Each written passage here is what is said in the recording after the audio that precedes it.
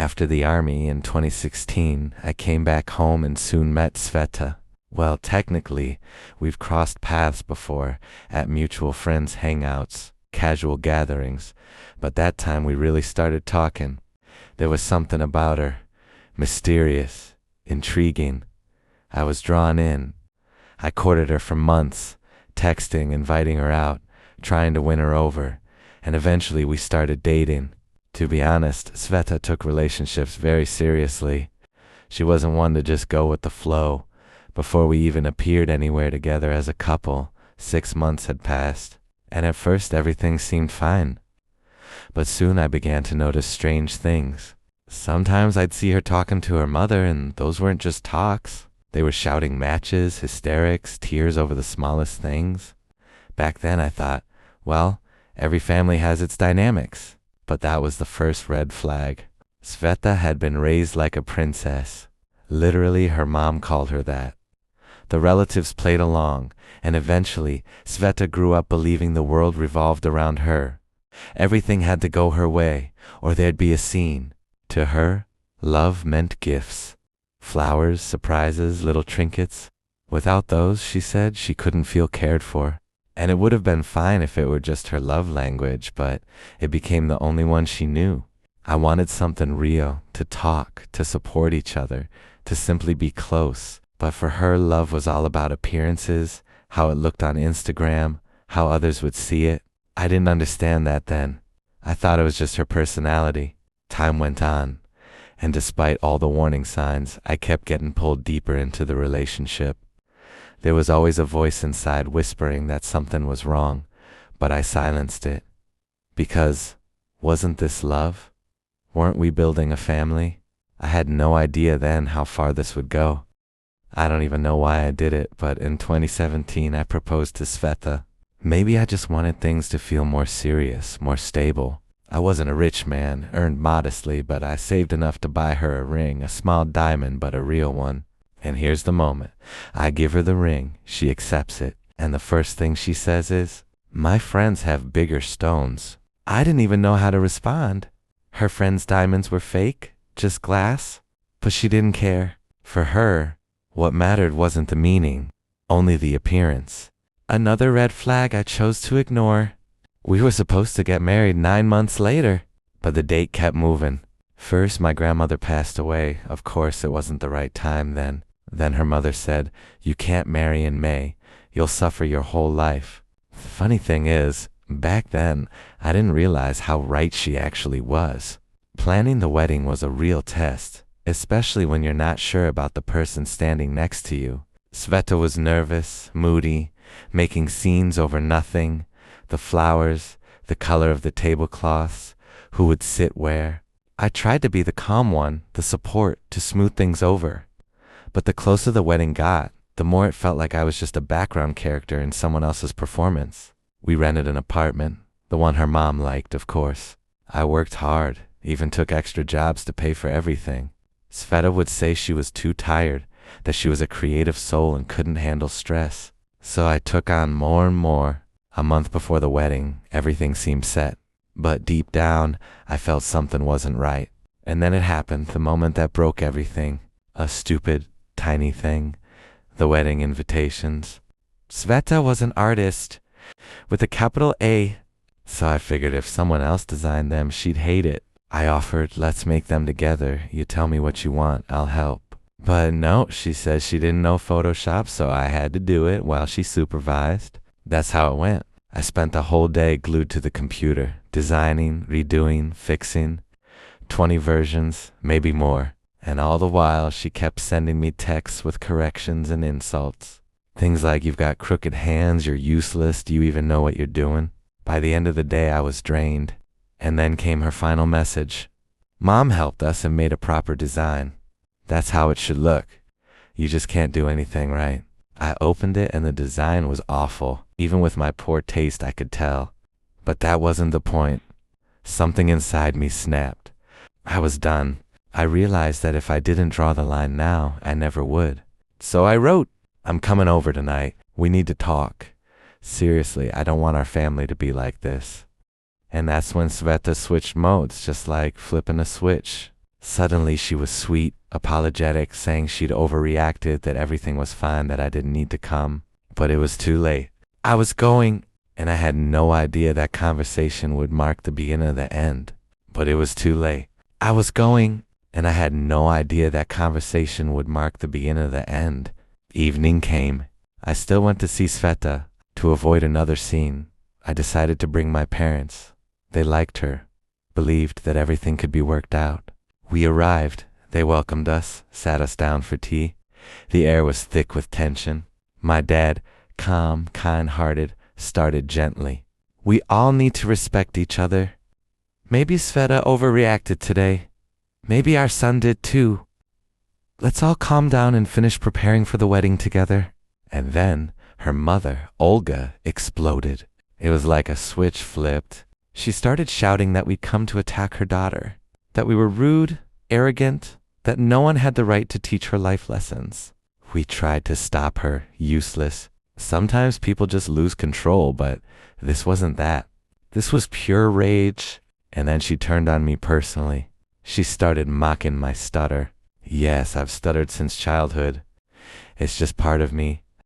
But the way she did it, deliberately, cruelly, with venom, that was beyond anything I'd ever experienced. I sat there, silent, realizing that this was it. We weren't enemies, we weren't arguing, but in that moment I knew this woman would never be part of my family. If I married Sveta, I wouldn't be living with her. I'd be living with her mother. The tea went cold on the table. The conversation fell apart. Olga screamed that we'd come to humiliate her, then suddenly calmed down and said, "It's fine, we'll talk later." When we were leaving, I looked back. Sveta was standing in the doorway. She silently took off her engagement ring and held it up for me to see. She didn't say a word. I said nothing either. Didn't tell my parents about it. But inside, I knew it was over. At home, my parents tried to reason with me. Don't rush. Every couple fights. Things can be fixed. I just sat there quiet. Then, after a long pause, I said, "There won't be a wedding." They looked at me surprised. "Are you sure?" I nodded. They exchanged glances and didn't argue. They understood. The next day, I decided to go to Sveta and tell her everything face to face. The next day, I called Sveta and suggested we meet somewhere neutral, a cafe maybe, or outside her building. She listened and said calmly, "No. If you want to talk, come to my place." Of course, home turf under her mother's watchful eye. "Fine," I agreed. I showed up at the arranged time and stood waiting near her building. And then Sveta walked out with a friend. They were laughing, heading somewhere. I said, "We need to talk." She replied, completely calm, "Wait for me 30 minutes. I'll take a walk and come back." So I stood there like an idiot under her window. About 40 minutes later, my phone rang. It was her mother. Her voice was soft, almost tender. "Come inside, have some tea. Let's talk things through." I politely declined. Inside, I was boiling, but I stayed composed. When Sveta finally returned, she looked surprised that I was still there. We went upstairs, the air tense again. Her mother, once more, played the role of the sweet hostess. "Come in, have some tea. Let's discuss the wedding." I didn't waste time. I sat down, looked them both in the eyes, and said, "There won't be a wedding." Silence for a couple of seconds. Then Olga snapped. She started shouting, spitting venom, calling me names, slandering my family, saying the ugliest things imaginable. She even called us Jewish pigs, brought up that we had relatives abroad, and went on a hateful rant about traitors. I didn't interrupt her, didn't raise my voice, just sat there realizing there was no point trying to reason with someone like this. Then, just as suddenly, she stopped, completely calm again. "Go outside and talk to each other," she said. We stepped out. I told Sveta everything that had built up over the years. The humiliation, the constant drama, the way she'd taken off her ring that night. She looked at me blankly, as if she didn't even remember. Or maybe she just pretended not to. I said, "You don't want to be with me. You just want me to take the blame, to be the one who ruined everything." She stayed silent. We went back inside. I thanked everyone, even Olga. Shook hands with her stepfather, the only reasonable person there. He nodded quietly as if to say, "You're doing the right thing." I thanked Svetic too for making me realize who I didn't want to build a life with. Then I walked out, closed the door behind me, stepped outside, and finally breathed deeply, freely. It felt like a mountain had fallen off my shoulders. The tears came, not from pain, but from relief, because I knew I had just saved myself from a disaster. After that talk, Sveta and I agreed to keep things quiet. No drama, no blame, no gossip. But as it turned out, I should have made that deal not with her, but with her mother, because the very next day, Olga launched a full-blown campaign. She started calling mutual friends, catching people on the street, telling everyone how poor Sveta had been abandoned. According to her, I had gotten scared of Sveta's health problems and didn't want to carry that burden. In reality, Sveta was perfectly healthy. But who needs the truth when you can play the victim? Then I checked her social media and there it was. Quotes from Jason Statham about betrayal, heartbreak, real men don't leave. I actually laughed. It hurt, yes, but it was still funny. The most surprising thing? Most of our mutual friends took my side. They called, texted, said things like, "We knew what kind of family that was. We just didn't want to interfere. Good thing you figured it out yourself." And that's when I realized everyone had seen it all along. They were just waiting for me to open my eyes. When Sveta and her mother noticed their support was fading, they started round two, stopping acquaintances on the street, spreading even crazier stories. But people weren't buying it anymore. Then came the final blow. At the time, I was studying at a university where, surprise, Olga taught. I'd gotten in on my own merit, though she had tutored me in math before the exams. I even thanked her for it. But after the canceled wedding, she started telling everyone she'd gotten me in, that without her, I'd never have been accepted. The truth? I'd been first on the admissions ranking. Then came the first semester. Olga walked into the classroom, smiling, saying, "Everyone's gonna do great this term, well, except one person." And she looked straight at me, then added, "Someone here won't pass. Maybe he won't make it to the exam. Or maybe I just won't accept his work." I understood everything immediately. That same day I stopped attending her class. Soon after, I withdrew from the university altogether. Not out of fear, just because I wanted nothing to do with her ever again. Of course she went around saying he dropped out on his own. I had nothing to do with it. Classic Olga, spiteful, manipulative, petty. But you know what? I never regretted it. Not once. Every month I silently thank fate for letting me walk away when I did. And then, as if life decided to reward me, things changed. Just 2 months later, I met a girl I'd known before, but had never really noticed. We started talking, and I realized this was it.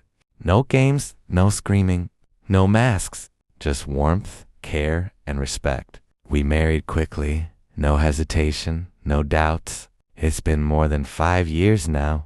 Our family is growing, our life is calm, bright, and steady. And every day I thank God that I had the courage to end it when I did. Because sometimes you have to walk away, even when it's scary, even when it feels like you're losing everything.